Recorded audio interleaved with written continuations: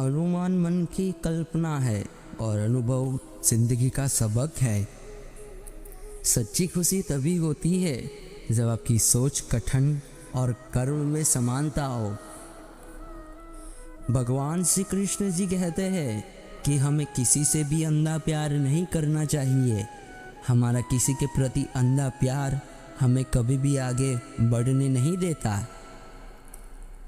मनुष्य का जीवन केवल उसके कर्मों पर चलता है। जैसा कर्म होता है वैसा उसका जीवन होता है। किसी के प्रति मन में क्रोध लिए रहने की अपेक्षा अच्छी नहीं होती। उसे तुरंत प्रकट कर देना ही अधिक अच्छा है। मनुष्य जन्म लेता है तो उसके पास सांसें तो होती है पर कोई नाम नहीं होता। जब मृत्यु होती है तो उसके पास नाम तो होता है पर सांसें नहीं होती। इसी सांस और नाम के बीच की यात्रा को जीवन कहते हैं। न किसी के अभाव में जियो, न किसी के प्रभाव में जियो। यह जिंदगी है आपकी, अपने स्वभाव में जियो। मौन सबसे अच्छा उत्तर है किसी ऐसे व्यक्ति के लिए जो आपके शब्दों को महत्व नहीं देता। हमारी आस्था की परीक्षा तब होती है जब हम जो चाहे वह ना मिले और फिर भी हमारे दिल से प्रभु के लिए शुक्रिया ही निकले। समय कभी नहीं रुकता। आज यदि बुरा चल रहा है तो कल अवश्य अच्छा आएगा। आप केवल निस्वार्थ भाव से कर्म कीजिए और वही आपके हाथ में है। इंसान चाहे कितना भी खुद को व्यस्त रख ले, जिससे वो प्रेम करता है उसकी यादों से नहीं बच सकता। मन की गतिविधियों, होश, श्वास और भावनाओं के माध्यम से भगवान की शक्ति सदा तुम्हारे साथ है और तुम्हें बस लगातार एक साधन की तरह प्रयोग कर सके सभी कार्य कर रही है। कोई कुछ भी बोले, स्वयं को शांत रखो। दुख कितनी भी तेज क्यों ना हो, समुद्र को नहीं सुखा सकती। माता पिता बनना अत्यंत सुखद अनुभव है। उत्साह से जीवन जीना है और स्वयं पर महारत हासिल करना खुशी देता है। दया होनी चाहिए, कमजोरी नहीं। ज्ञान होना चाहिए, अहंकार नहीं। अगर तुम अपना कल्याण करना चाहते हो तो सभी तरह के उपदेशों, सभी धर्मों को छोड़कर मेरी शरण में आ जाओ।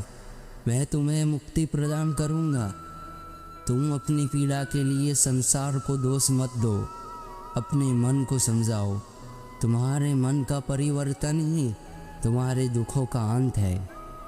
तुम उसके लिए शोक करते हो जो शोक करने के लिए योग्य नहीं है और फिर भी ज्ञान की बातें करते हो। बुद्धिमान व्यक्ति ना जीवित और ना ही मृत व्यक्ति के लिए शोक करता है।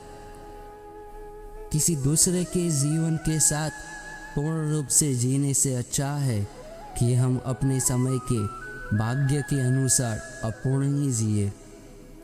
बुरा वक्त आपको जिंदगी के उन सच से सामना करवाता है जिनका आपने अपने अच्छे वक्त में कभी ख्याल भी नहीं किया होता है। तुम्हारा मोह ग्रस्त होकर अपने कर्तव्य पथ से हट जाना मूर्खता है, क्योंकि इससे ना तो तुम्हें स्वर्ग की प्राप्ति होगी और ना ही तुम्हारी कीर्ति बढ़ेगी। धर्म चाहे जो भी हो, अच्छे इंसान बनो। हिसाब हमारे कर्म का होगा, धर्म का नहीं। जीवन को भगवान से जोड़ दो, सब भगवान पर ही छोड़ दो। शांत रहना सही है पर जब गलत हो तब नहीं। खुशियाँ मन की एक स्थिति है, बाहरी दुनिया से इसका कोई लेना देना नहीं है। जीवन ना कल है ना आज है, जीवन इस पल में है। इस पल का अनुभव ही जीवन है। जीवन ना कल में है ना आज में है, जीवन इस पल में है। इस पल का अनुभव ही जीवन है। हम दुनिया से कभी शांति नहीं पा सकते जब तक हम खुद अंदर से शांत ना हो। एक बार एक किसान परमात्मा से बहुत नाराज हो गया। कभी बाढ़ आ जाए, कभी सूखा पड़ जाए, कभी धूप बहुत तेज हो जाए, कभी ओले पड़ जाए। हर बार कुछ ना कुछ कारण से उसकी फसल थोड़ी खराब हो जाए। एक दिन बड़ा तंग आकर उसने परमात्मा से कहा, देखिए प्रभु, आप परमात्मा है, लेकिन लगता है आपको खेती बाड़ी की ज़्यादा जानकारी नहीं है। एक प्रार्थना है कि एक साल मुझे मौका दीजिए, जैसा मैं चाहूँ वैसा मौसम हो, फिर आप देखना मैं कैसे अन्न के भंडार भर दूंगा। परमात्मा मुस्कुराए और कहा, ठीक है, जैसा तुम कहोगे वैसा ही मौसम दूंगा, मैं दखल नहीं दूंगा।